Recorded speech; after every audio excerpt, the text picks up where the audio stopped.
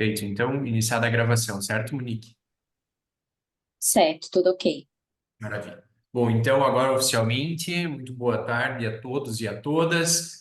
Iniciamos hoje a primeira rodada das quartas de finais da nossa competição em Direito Eleitoral Simulado, o nosso terceiro MUT, organizado pela Abradep e pelo IPRAD.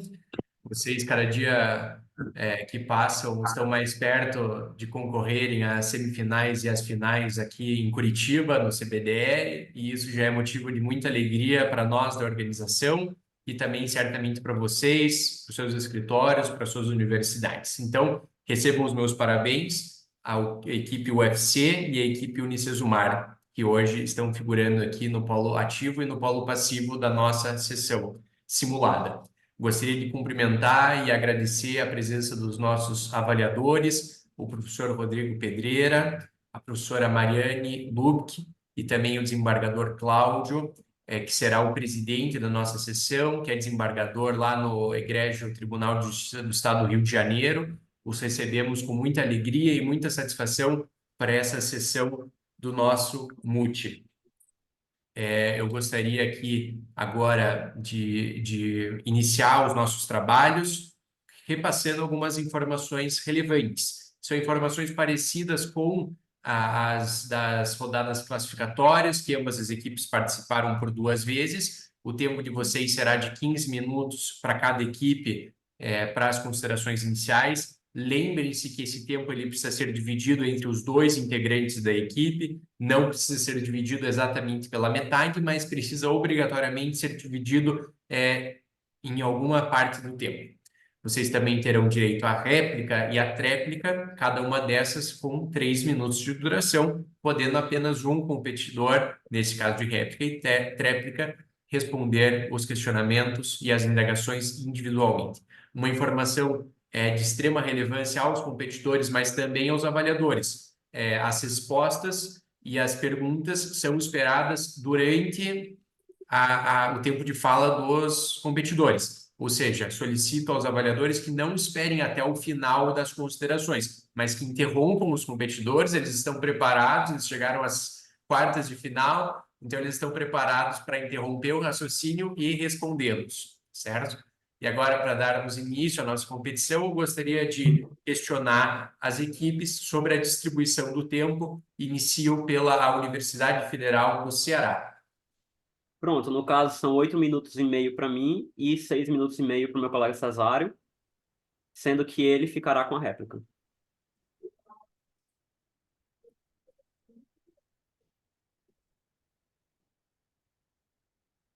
Então, vai aparecer ali no chat. Então, eu peço que vocês confirmem. Enquanto vocês dão uma olhadinha, eu pergunto à equipe da Unicesumar.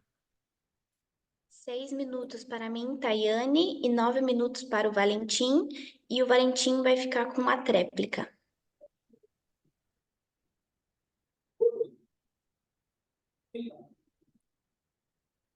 Pode repetir, por favor, Tayane? É 6 minutos para a Tayane, e daí 9 minutos para o Valentim, e com a tréplica com ele também. Tá certo. Cesário e Anísio poderiam conferir, por gentileza? Tá tudo certo. Tá. Tayane e Valentim? Correto também. Correto. Ótimo. Eu vejo aqui que existe um grande número de telespectadores, incluindo o coordenador-geral da nossa competição e secretário-geral da Abradep, o professor Luiz Gustavo de Andrade, que está aqui presente. O professor deseja falar alguma coisa? Vou reiterar, então, os parabéns às equipes que ingressaram nessa etapa. Cumprimento novamente os avaliadores, o doutor Mariane, o doutor Cláudio. Qual que é o terceiro avaliador? Me perdi aqui, senhor. Doutor Rodrigo Pedreira. O doutor Rodrigo, obrigado por estarem colaborando conosco e desejo boa sorte a todos. Muito obrigado. Bom, então, feitas as considerações iniciais, eu agradeço uma vez mais pelo apoio da Monique, que é a nossa líder operacional da competição, e de imediato, relembrando que nós mandaríamos no chat ali conforme o tempo vai acabando, marca de 2 minutos, marca de 1 minuto e marca de encerrado, e de imediato passo a palavra ao desembargador presidente da sessão, doutor Cláudio. Muito obrigado.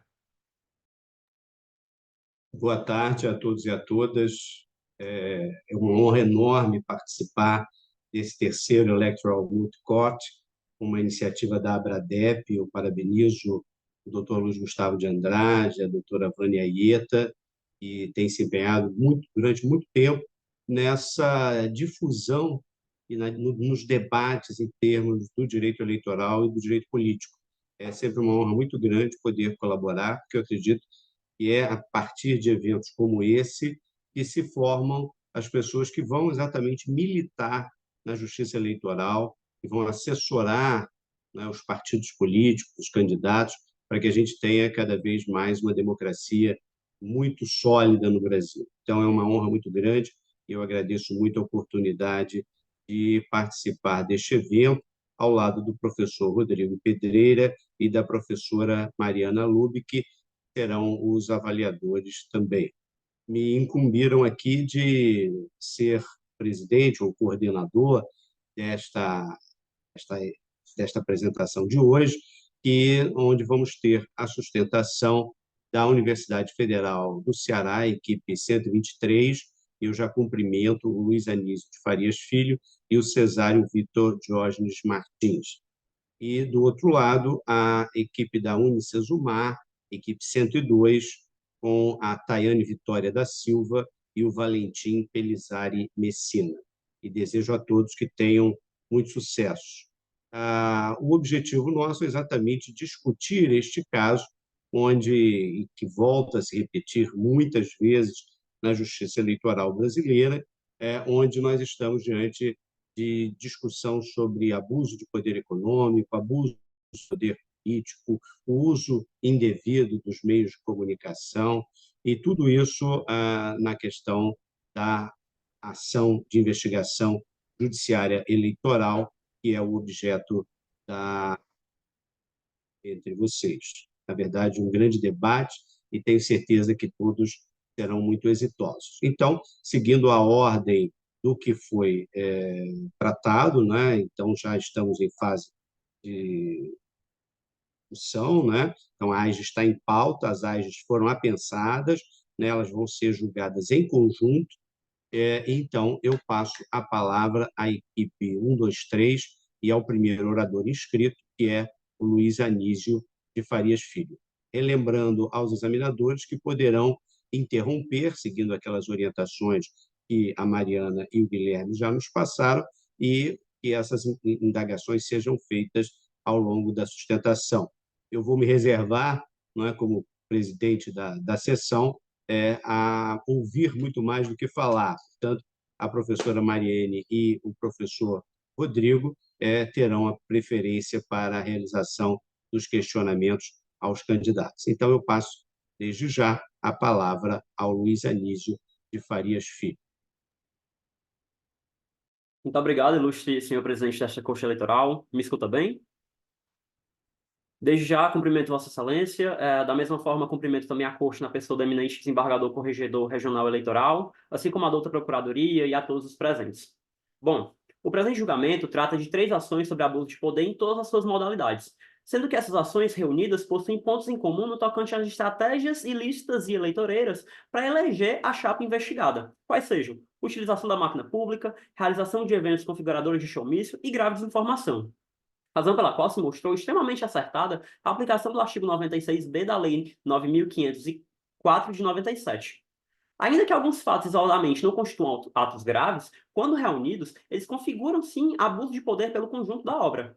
Vale ressaltar que a norma especial de atuação, no caso o artigo 96b, coexiste com o marco geral de conexão previsto no CPC. Logo, é correto o julgamento do feito, em conjunto, visto que todas as ações constam no mesmo pedido, entendimento que também tem respaldo naquilo que é defendido por Rodrigo Zílio e que encontra amparo também na jurisprudência, como, por exemplo, no recurso ordinário eleitoral número 0601.423, dígito 80, de relatoria do ministro Edson Fachin.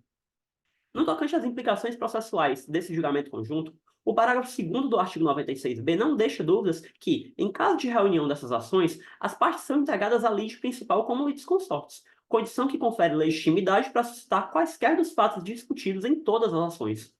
No presente caso, excelências, a ação principal é aquela ajuizada por Fernando Cabral, pois foi apresentada primeiro, e trata de diversos abusos de poder, tendo sido apensadas à AIGE as ações apresentadas pelos partidos C e D.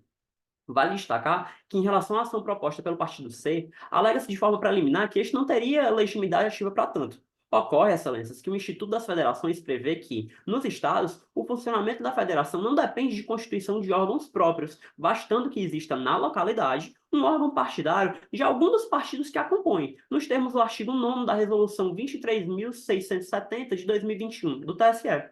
Portanto, como não há existência de órgãos partidários estaduais de outros integrantes da Federação Z no Estado Y, o Partido C, como único representante da Federação na circunscrição estadual, tem plena legitimidade para o ajuizamento da AIGE. Afinal, seria impossível a Federação Z ter proposto em seu próprio nome a AIGE se não há órgão próprio da Federação no Estado Y. Além disso, por mais que seja reconhecida a extinção do Partido D em virtude da fusão partidária, e considerando que o Partido C possui legitimidade ativa para ajuizar a AIGE, tanto os fatos narrados como as provas produzidas nas ações propostas pelas duas agremiações podem ser suscitados na ação proposta por Fernando Cabral e vice-versa, porque todos são litisconsortes.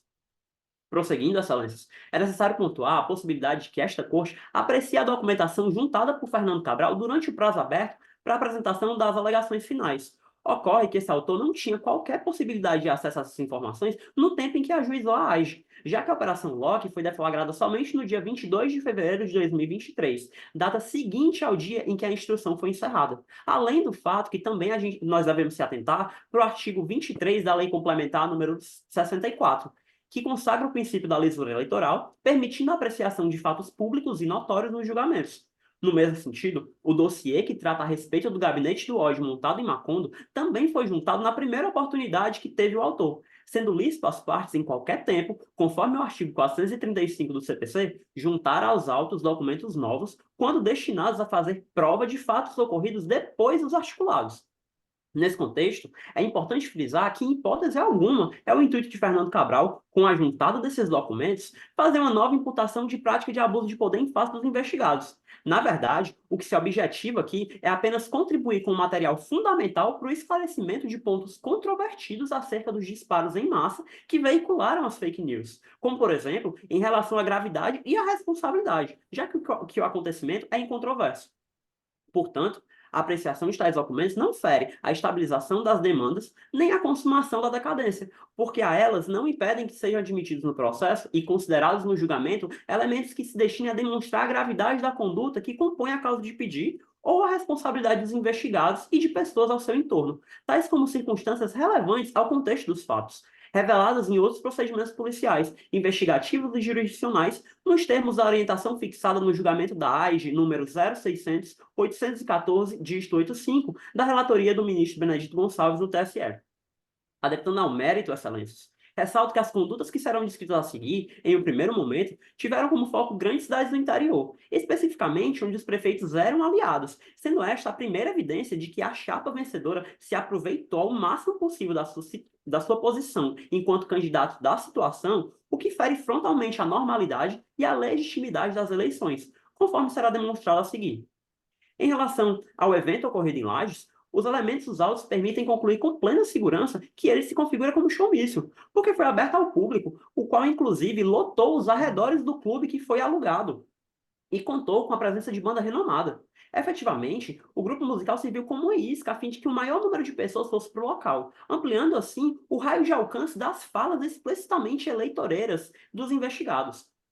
Como se sabe, o showmício é uma propaganda vedada expressamente pelo artigo 39, parágrafo 7º da Lei 9.504, e pressupõe a distribuição gratuita de animação artística para o público em geral, como ferramenta de atração para atos eleitorais, descrição que se encaixa perfeitamente com aquilo que aconteceu em Lages. Logo, considerando que não é relevante saber se a banda Carisma foi remunerada ou não, reconhecida a finalidade eleitoreira do acontecimento, há uma irregularidade na propaganda realizada. Nesse sentido, é tida como uma conduta altamente reprovável e de repercussão significativa, uma vez que se tratou de um grande evento na cidade interior com 80 mil habitantes, bem como envolve a venda de bebidas alcoólicas atrelada ao momento da apresentação artística, visando aí criar uma espécie de estado emocional naquelas pessoas que se encontravam na região, uma conduta também vedada pelo Código Eleitoral no artigo 242. Prosseguindo, em relação aos eventos que aconteceram na cidade de Jurema, na data do aniversário do município, a menos de um mês das eleições, é demonstrada uma escalada na gravidade dos ilícitos cometidos pelos investigados, excelências. Em relação aos discursos que sucedem à passeata, é perceptível que tanto os investigados quanto o prefeito de Jurema, que era declarado apoiador daqueles, estavam presentes na ocasião. É possível afirmar que esse agente público foi conivente, permitindo que a sede da prefeitura fosse utilizada como um pano de fundo para que ocorressem discursos eleitoreiros. Utilizando também essa imagem de gestor municipal para convencer a população de que Marluce, caso eleita, representaria uma continuidade da sua gestão, bem como autorizou que o Serviço de Comunicação Municipal divulgasse o ato de campanha realizado.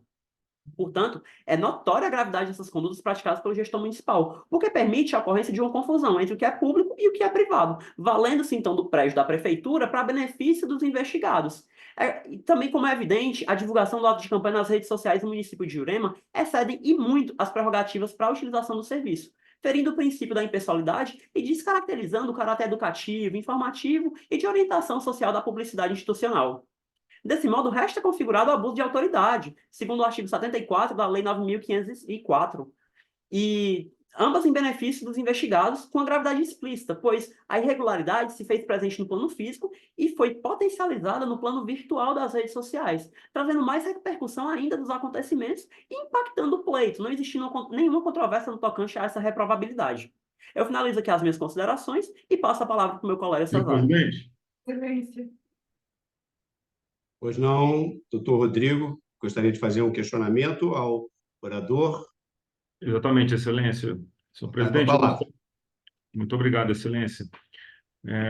Eu gostaria de perguntar para o doutor Anísio a respeito da gravidade das condutas. Ele elenca as supostas ilicitudes praticadas nas eleições do Estado Y.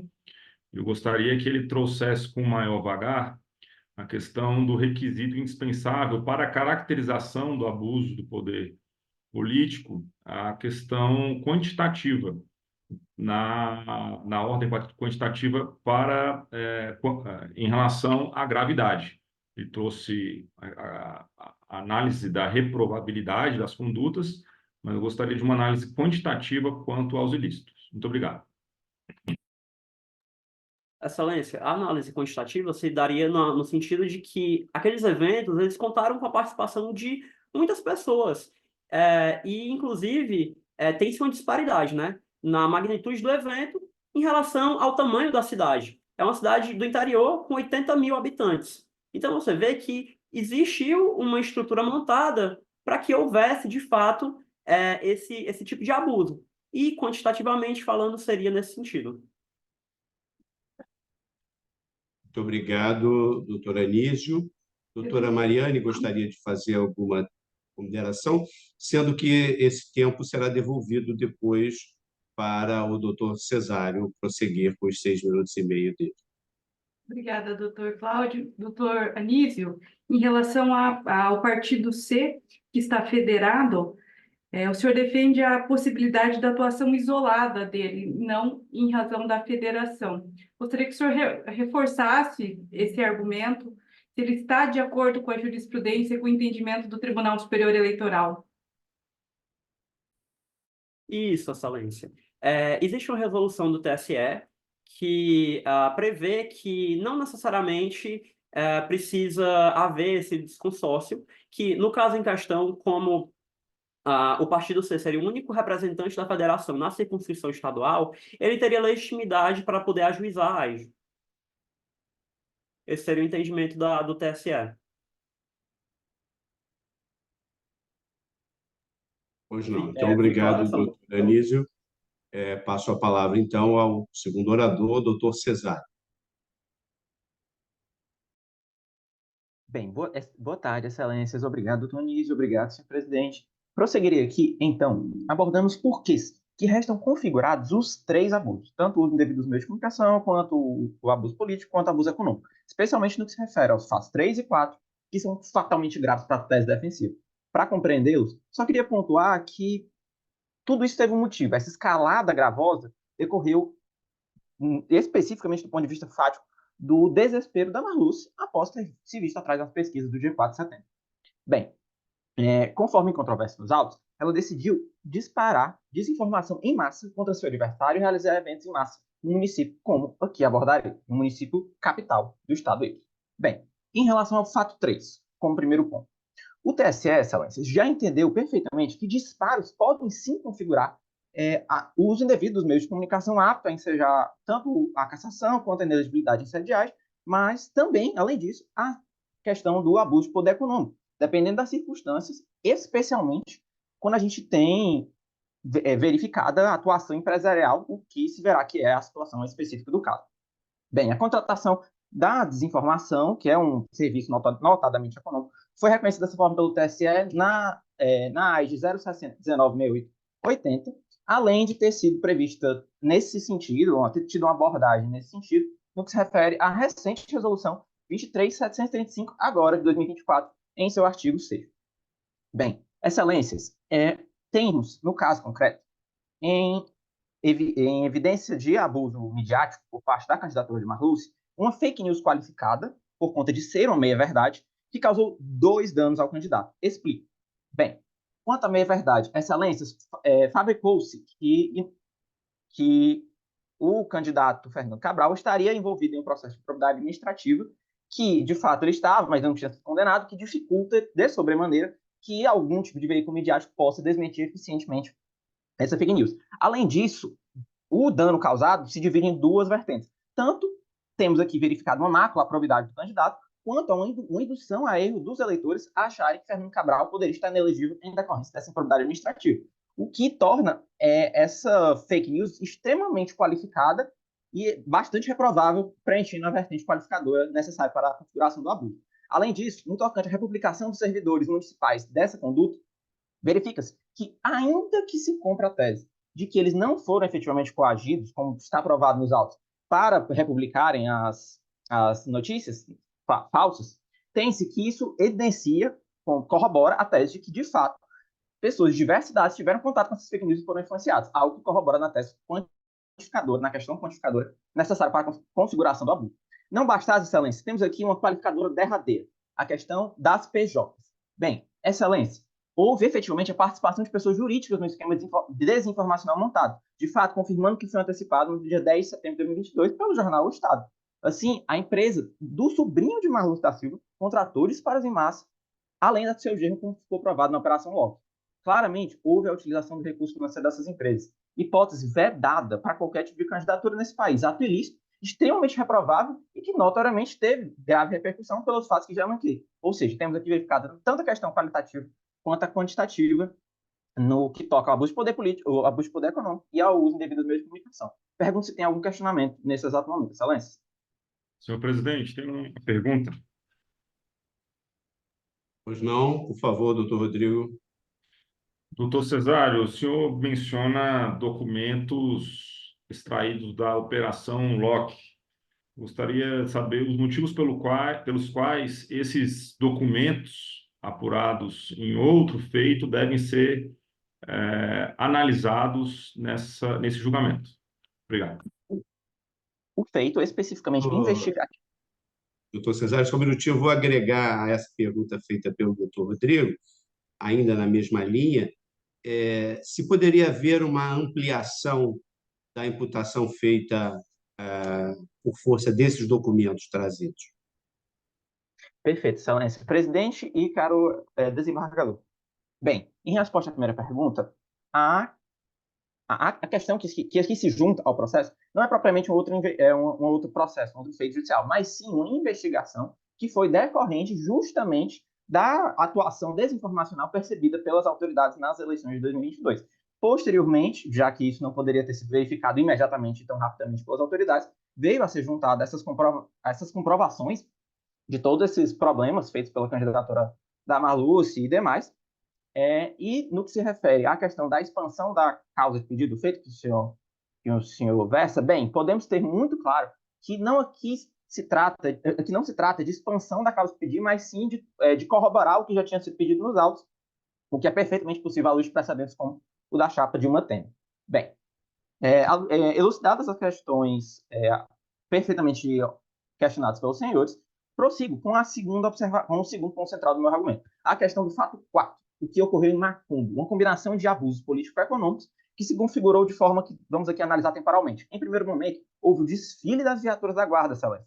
Um abuso claramente político. Por quê? Porque foi utilizado, efetivamente, a figura dos bens móveis da prefeitura, das viaturas, sem razão de ser, que não tinha motivo nenhum para aquele evento, em um desvio de finalidade para favorecer a candidatura, no mínimo demonstrando que o prefeito não tinha resguardo nenhum em utilizar seu cargo para favorecer aliados. Bem, essas viaturas, dessa forma, foram troféus para a candidatura. Prosseguindo, excelências, na carreata, temos elementos implícitos, justamente agregados ao desfile, que induziam todos os ali presentes a crer que a publicidade, até pelas cores ali que se vinha na festa ao lado, que a candidatura tinha promovido todo aquele evento, o que agrega um benefício moral e imagético para a imagem do grupo, o que verifica também já uma gravidade qualitativa bem grande nos termos do RESP 0600, 818, 68. No que se refere à festa em galpão, excelências, bem, os vídeos que são perfeitamente prova lista, vídeo, tema 979 da STF, reforçam tese de claro benefício moral e imagético para o candidato, dado que ele teve essa estratégia de garantir a repercussão do ato, algo que torna já essa situação de Macumbo perfeitamente preenchedora da necessidade quantitativa aqui para o feito. Excelências, quem financiou a festa de Macumbo? Isso não se tem dado nos autos. O que também qualifica ainda mais toda a reprovabilidade aqui da conduta de Macumbo.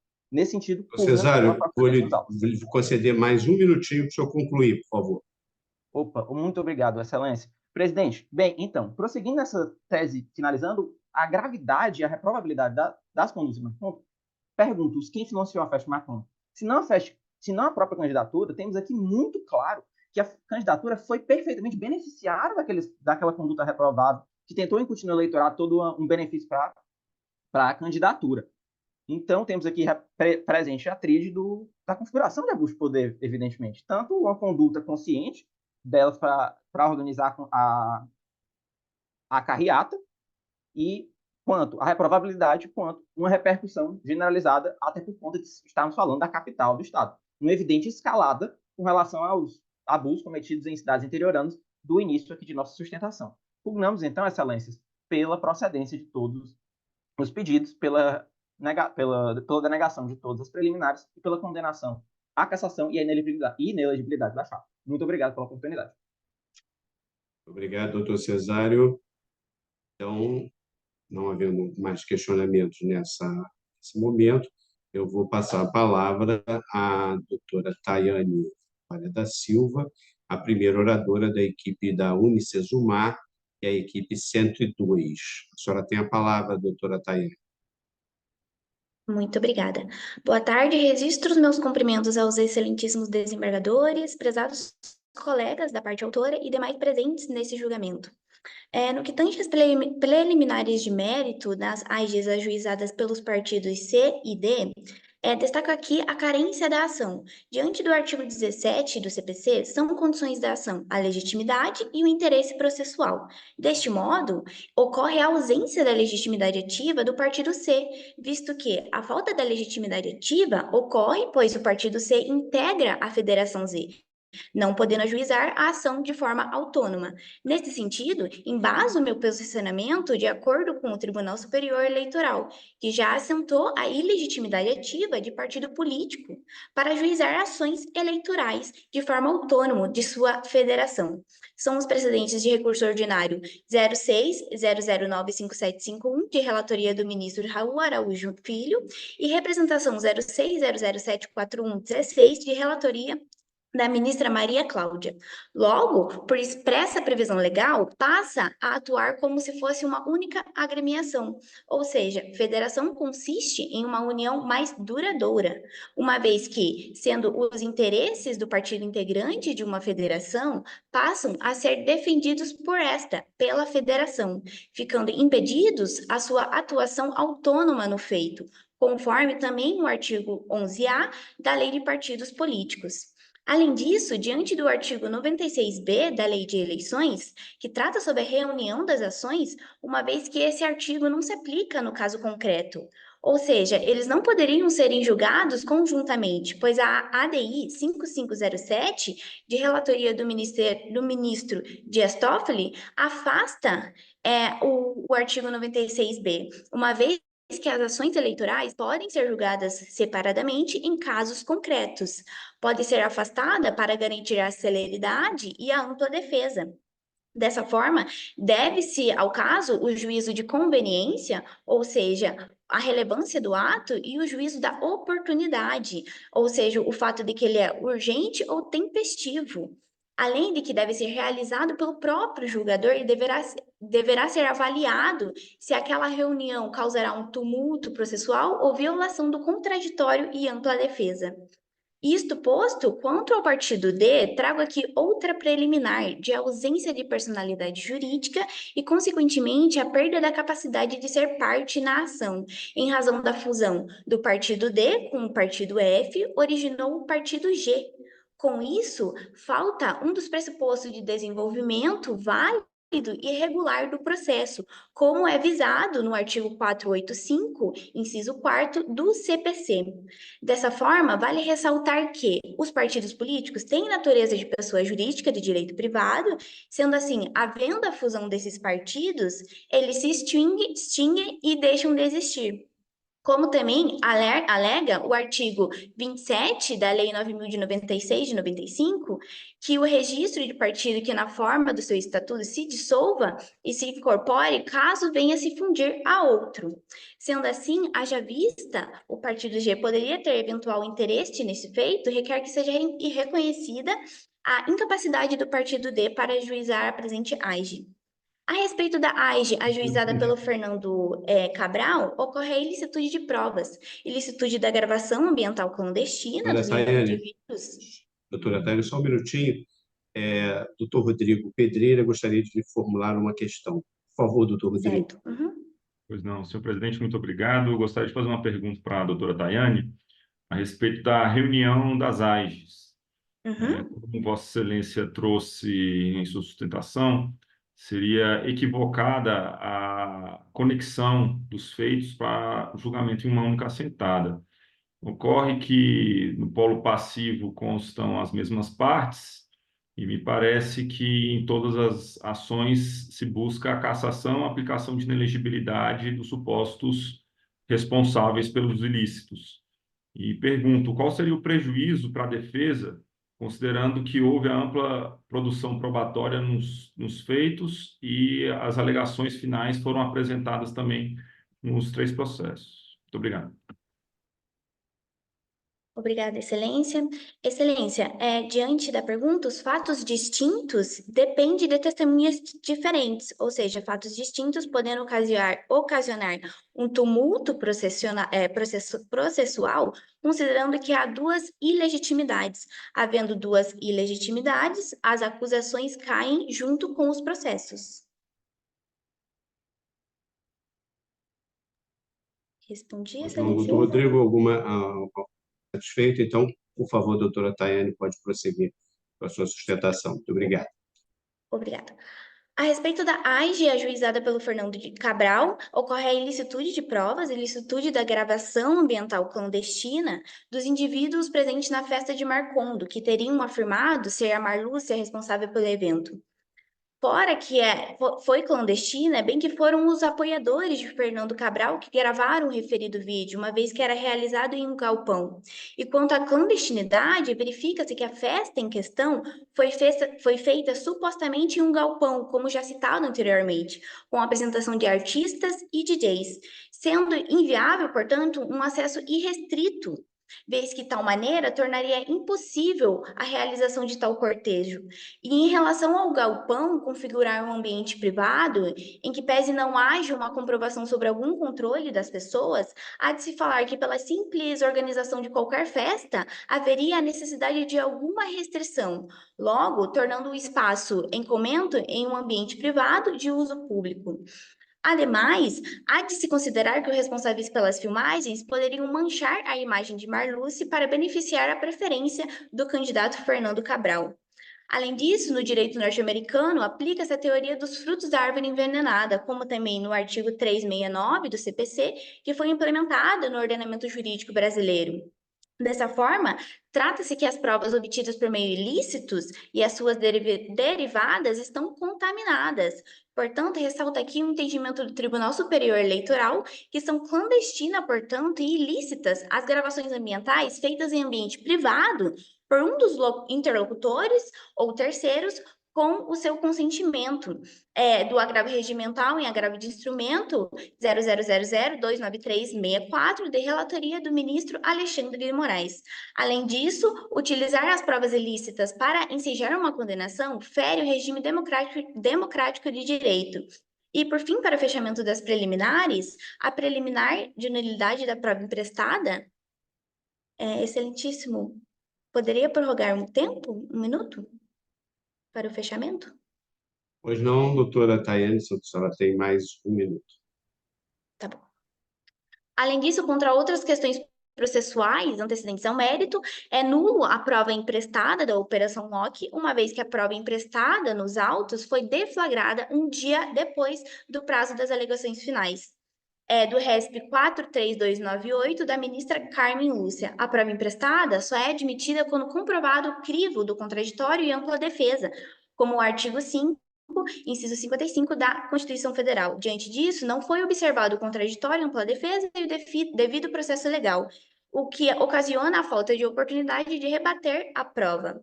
Dessa forma, fere o princípio do contraditório e ampla defesa, e é de se destacar que ainda a produção da prova na AIJ é preclusiva pelo povo ativo na inicial e pelo povo passivo no momento da sua defesa. Portanto, o artigo 435 do CPC garante apenas o contraditório formal. Nas alegações finais, requer que sejam acolhidas as preliminares de mérito, arguidas em contestação, julgando extintos os processos sem resolução do mérito, de acordo com o artigo 485, inciso 6 do CPC. Muito obrigada.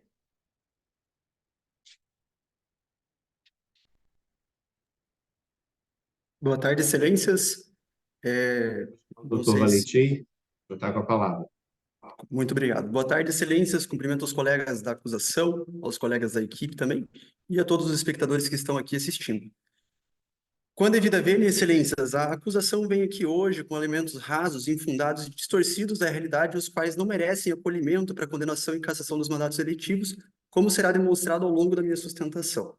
Em apertada síntese, estamos diante de abuso de poder econômico, abuso de poder político e uso indevido dos meios de comunicação, trazidos, então, nas iniciais do polo ativo. Preliminarmente do abuso do poder econômico, o TSE já entendeu de modo reiterado que o abuso de poder econômico constitui a utilização excessiva, antes ou no decorrer da campanha eleitoral, de recursos públicos que representem valor econômico, com o fito de beneficiar candidato, afetando a normalidade das eleições, e não foi o que ocorreu no caso em comento. Nesse sentido, a AIGE, de número 6018-2324, de relatoria do ministro Jorge Mussi, decidiu que, nos casos em que não há essa configuração, afastado está o abuso de poder econômico. No primeiro ponto do abuso de poder econômico, em tese, havia sido configurado pela compra de disparos em massa para disseminação de fake news pela empresa J Corp Umbrella Corporation. Ocorre, excelências, que não há qualquer indício de que tenham sido os investigados responsáveis pelas publicações. Em que pese tenha sido trazido pela acusação que a propriedade do sobrinho de uma das investigadas, não podemos aqui incumbir a ela o ônus de ter feito esta compra, porque diferente do que a acusação trouxe, os investigantes trouxeram, não há provas nos autos de que Marluce e Cícero José tinham ciência sequer do que ocorreu na suposta compra. Ainda há de se frisar nesse sentido que vigora no país o princípio da individualização da pena, princípio hoje do direito penal que trago por analogia, e também da presunção de inocência, porque, como muito bem disse, não existem elementos nos autos capazes de comprovar a participação dos réus nas supostas condutas. Ainda diferente do que os investigantes trouxeram, de que supostamente lotou um evento na cidade de Lages, inclusive aos arredores, não há qualquer informação no processo de que houve lotação e que essa lotação, se tivesse sido ocorrida, teria alcançado os arredores do evento. Então, somente diz que houve ali um show na cidade de Lages, e esse show, por óbvio, não configura abuso de poder econômico, porque foi organizado sem financiamento dos investigados, e também não há gravidade na conduta e prejuízos causados aos investigantes, sendo, portanto, aplicável a permissão prevista como exceção na DI 5970, e ainda não configura nenhuma das hipóteses do artigo 39 da Lei Eleitoral. Passando agora ao abuso de poder político, as redes sociais, ao divulgar o aniversário da cidade de Jurema, não incorreram em nenhuma das hipóteses do artigo 73 da Lei 9.504 de 97. Isso porque não houve promoção pessoal de candidato e tampouco publicidade institucional. É a mesma coisa que, historicamente, nós analisarmos um contexto e pensarmos que festividades inseridas na cultura popular, de largo conhecimento da população, não podem ser divulgadas pela rede social. Um exemplo disso, o aniversário da cidade, e um exemplo mais ainda, acho que estridente até, o carnaval na cidade de Salvador, que é de amplo conhecimento dos munícipes, da população nacional, e que amplamente é divulgado pelas redes sociais. Há de se lembrar aqui que as redes sociais tomam frente aos meios de comunicação mais usuais, menos usuais, como rádio, televisão e jornais impressos. Então, aqui estamos mediante a um simples exercício de liberdade. Ainda, Frederico Alvim, em sua obra Abuso de Poder nas Competições Eleitorais, diz que é lícito o uso de recursos de poder nas disputas eletivas.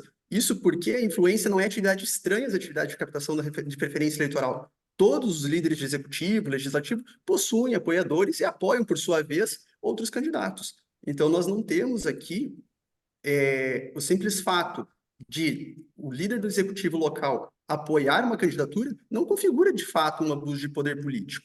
Excelência. Pois não, doutora Mariane, com a palavra. Doutor Valentim. Boa tarde, doutora. Boa tarde. O fato do palanque ter sido pago com recursos públicos e também toda a publicidade relativa ao chamamento para o aniversário e o candidato ter utilizado essa mesma estrutura não configura um abuso de poder econômico ou político? Excelência, respondendo sua pergunta, a defesa entende que não, porque em que pese haja o espaço público, este evento era aberto inclusive para a chapa opositora, que também poderia ter ido lá e se deslumbrado das mesmas oportunidades de discurso político.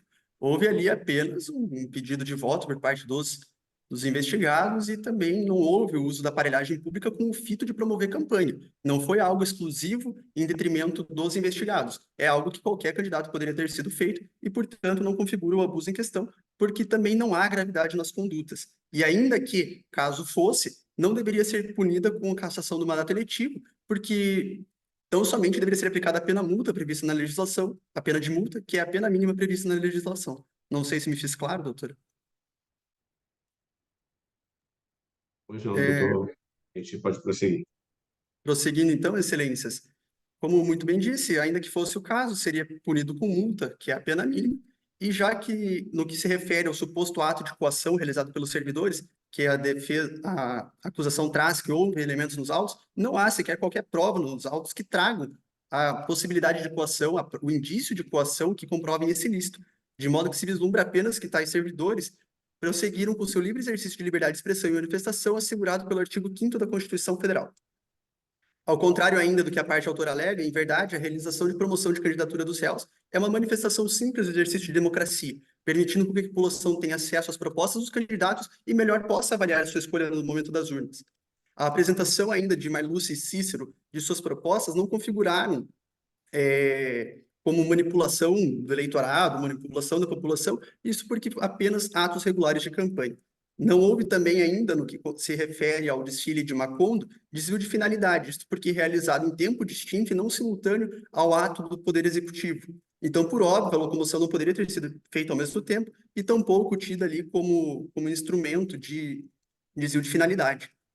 Ainda, em questão de gravação realizada no Galpão, na cidade de Macondo, Guilherme Barcelos traz em seu livro Processo Judicial Eleitoral e Provas Ilícitas que as gravações clandestinas conduzidas por um dos interlocutores apenas é considerada flagrante preparado e, portanto, é ilícita e não pode ser tida como prova porque é ardilosa.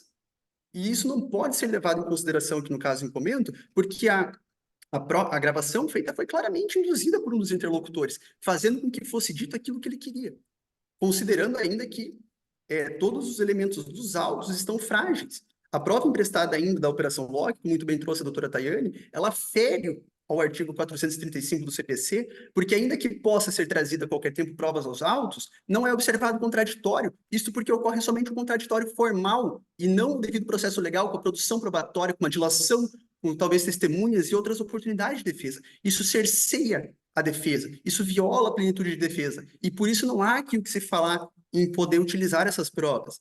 Encerrando este tópico do abuso, ainda há de se frisar que apenas foi empregada a liberdade de expressão e manifestação política, e o ônus de provar incumbia ao autor nos termos do artigo 373, inciso 1º do CPC. Agora, nos usos indevidos do meio de comunicação, na obra do Dr. Diogo Reis, ele traz que ali o único fito da fake news é obter alguma vantagem. No processo aqui não há qualquer relatório investigativo com número de acesso, de curtida, compartilhamento, ou então ainda elementos que tragam a gravidade ou possível alteração do processo eleitoral em seara estadual. Isso, novamente, apenas reforça que a acusação está fundada em argumentos frágeis e que deve ser julgada improcedente. Ainda em questão do Jornal do Estado ter trazido alguma notícia, essa fundamentalmente teve ali um viés político e sensacionalista e viola o artigo 1º, inciso 5º da Constituição Federal, que diz que a liberdade de expressão é inerente ao debate político, efetivando o pluripartidarismo e enriquece a competição eleitiva. Por fim, na gravidade das condutas, ainda que tenhamos aqui, como muito bem trouxe a acusação, cidades do interior, essas cidades ali se resumem em habitantes, não há um impacto efetivo do eleitorado. A população conjunta das 3 cidades é de 240 mil habitantes, o estado tem 600 mil habitantes. Só que 240 mil habitantes não são 240 mil eleitores. Por óbvio, excelência, se faz mister destacar que a população ali tem pessoas com voto facultativo, conscritos, pessoas com cassação e suspensão de direitos políticos, crianças e, por fim, até mesmo pessoas com domicílio eleitoral distinto do Estado. Não é porque hoje resido, a título de exemplo, no Estado do Paraná, que necessariamente voto aqui. Posso votar em estados fronteiriços, como Santa Catarina, São Paulo, a depender do meu domicílio eleitoral. Portanto, os números trazidos pela acusação são incapazes de constatar a gravidade dos ilícitos e não trazem o real impacto das supostas condutas praticadas. Há de se frisar ainda que, na dúvida sobre as provas, aplica-se o princípio do indúbio pro sufrágio, respeitando a soberania popular e o resultado das urnas. Desta forma, a defesa reitera as preliminares arguidas e, no mérito, pugna pela total improcedência das ações com a absolvição dos candidatos. Muito obrigado. Doutor Valentim, só uma questão.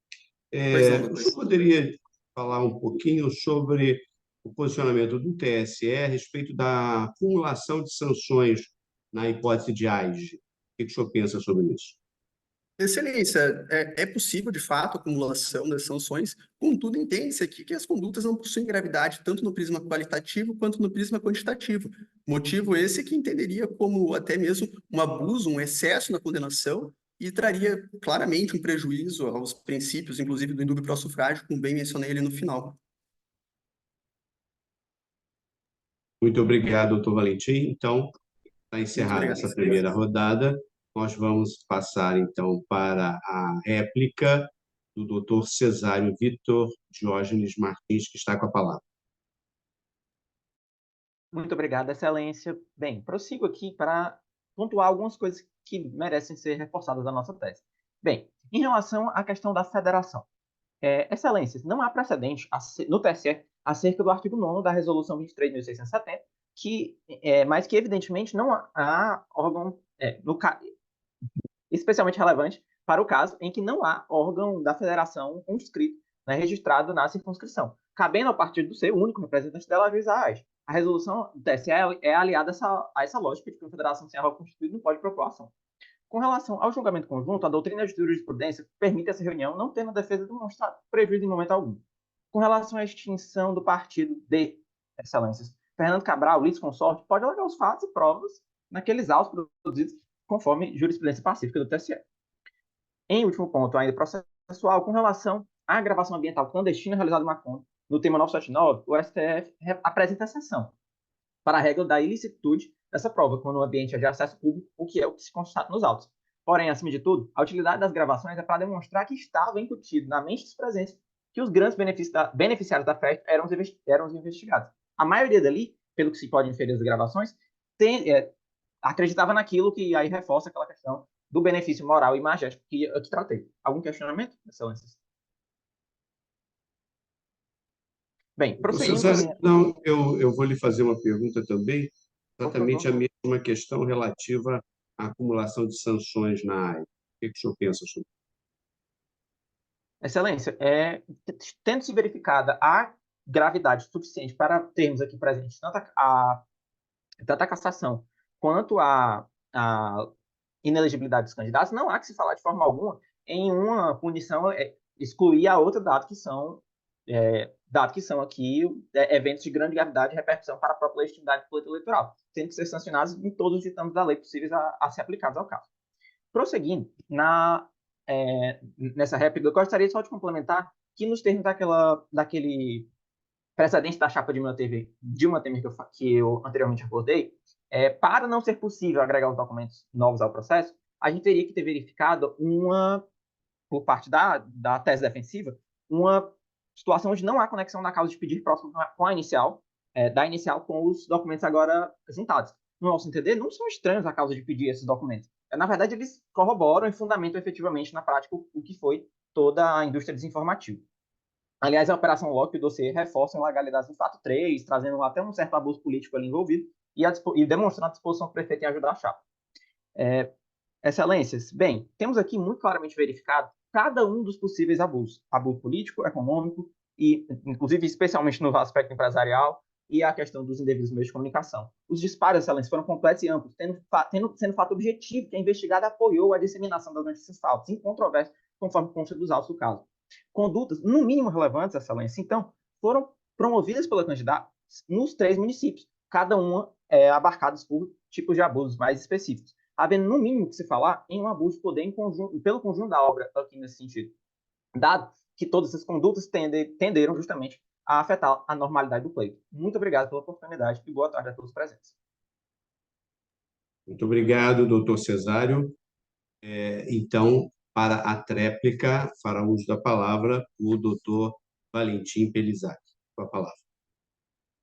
Boa tarde, excelências. Apenas reformulando a linha defensiva, a reunião das sessões ela se mostra aqui impossível em razão à violação ao princípio da celeridade processual, até mesmo a questão do tumulto, como muito bem trouxe a doutora Tayane.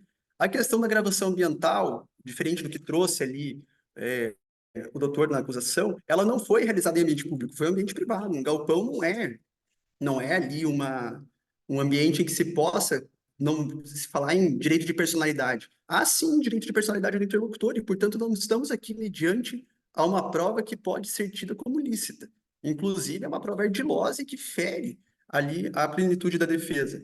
Ainda, os documentos aos autos, não estamos aqui falando que não são relevantes ou que tampouco falam sobre a mesma matéria na questão da Operação Loki, mas sim estamos falando de princípios constitucionais, do devido processo legal, da lisura do processo e da possibilidade do contraditório e da ampla defesa. São princípios básicos de direito constitucional. Não estamos falando aqui em ser um fato, a prova ser do fato ou não, mas sim que não se respeitam princípios constitucionais. Isso se geraria, com certeza, nulidades no processo. Ainda em questão da gravidade das condutas, há de se destacar novamente que sequer há indícios de que possam ter afetado o resultado de uma eleição em seara estadual. Não estamos aqui falando de cidades interioranas, como muito bem trouxe o colega doutor Cesário, doutor Anísio. Estamos falando aqui de uma população estadual, e que população ainda não é sinônimo de eleitorado, motivo pelo qual nós entendemos na defesa que não há qualquer indício que possa trazer uma questão proporcional e razoável na cassação do mandato eletivo. A defesa está certa da absolvição, certa da improcedência das AIDs, mas ainda subsidiariamente, caso seja o entendimento de vossas excelências, manter a procedência das demandas, tão somente deve ser aplicada a pena de multa, não havendo aqui a cassação dos mandatos em razão do princípio indúbio pro sufrágio. Ainda, excelências, gostaria de agradecer a oportunidade de estar aqui, agradecer a todos os participantes e tenho a mais pura certeza de que vossas excelências farão um julgamento justo com a improcedência das demandas e o acolhimento das preliminares erguidas pela defesa. Vi que a doutora Mariane levantou a mão. Exatamente. Não, errado, excelência. Acho que cliquei sem querer. Não tenho nada. Tá. Pensei que tivesse algum questionamento. Então, agradeço. Senhor presidente. Pois não, doutor. Doutor Rodrigo? Isso. Pois não, com a palavra. Muito obrigado, presidente. Doutor Valentim, o senhor mencionou a possibilidade do julgamento pela parcial procedência, no caso do tribunal entender que houve o ilícito, mas não houve a gravidade suficiente para viciar o resultado das eleições. E nessa perspectiva, Vossa Excelência indica a possibilidade de aplicação de multa aos representados. Eu gostaria de saber a base legal para a aplicação de uma sanção mais leve nesse caso, considerando os ilícitos imputados aos representados. Muito obrigado. Excelência, por se tratar de uma mera conduta ali do artigo 73 da lei eleitoral, entende-se não ser aqui julgada procedente uma cassação de mandato. Então, somente ali a pena de multa, como diz o próprio texto da lei eleitoral. Não sei se me fiz claro. Sim. Então, concluindo apenas o raciocínio, reforça todas as preliminares arguidas pela defesa e também a questão da proporcionalidade e razoabilidade, bem como a ausência da gravidade das condutas, motivo pelo qual se requer total improcedência das demandas e, subsidiariamente, caso seja entendimento de Vossas Excelências pela condenação, que tão somente seja aplicada a pena de multa. Muito obrigado. Obrigado, doutor Valentim.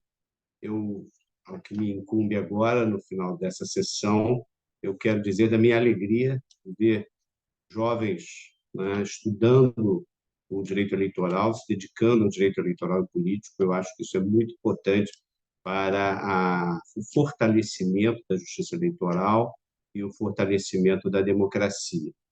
Eu quero agradecer de modo especial à professora Mariane Lubick, que participou comigo, e com o doutor Rodrigo Pedreira, a quem eu também agradeço muitíssimo a oportunidade de estarmos juntos. E, de modo especial, à Taiane Vitória da Silva, ao Valentim Pelizari, ao Cesário Vitor Diógenes e ao Anísio Farias, que todos se desempenharam muito bem, mas nós vamos agora ter, então, que atribuir notas. Essa é a nossa missão, minha, da professora Mariane e do professor Rodrigo Pedreira. Então, isso será feito no site e depois, posteriormente, haverá a divulgação para o conhecimento de vocês. Então, eu agradeço muito. Vamos, então, passar a votação pelo site e, desde já, independentemente de qual seja o resultado, eu quero parabenizar e desejar a todos que tenham muito êxito na atividade profissional que escolheram e agradecer mais uma vez ao doutor Rodrigo Pedreira e à professora Mariane Lubick a oportunidade de estarmos juntos, e em especial à Abradep, ao Guilherme, à Mariana, que estão possibilitando que tenhamos essa reunião tão proveitosa. Então, uma boa tarde a todos e a todas. Muito obrigado também. Boa tarde a todos. Obrigado, Obrigado, desembargador Cláudio. Em nome da Abradep, do MUT, agradeço a presença dos nossos avaliadores, professora Mariane, professor Rodrigo, professor Cláudio.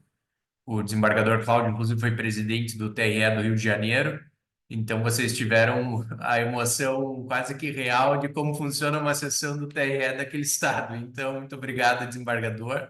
E parabenizo as equipes. Bom, vocês chegaram até as quartas de final, então nem preciso falar o quão qualificado vocês são, certo? Vocês estão entre as 8 melhores equipes do Brasil em direito eleitoral. Isso já é motivo de muita celebração. Então, parabenizo o Cesário, o Valentim, o Anísio e a Tayane. Nós teríamos as rodadas hoje e amanhã, quartas de final, e em breve divulgaremos as equipes que serão convocadas a participarem do CBDE aqui em Curitiba nas semifinais e na rodada final.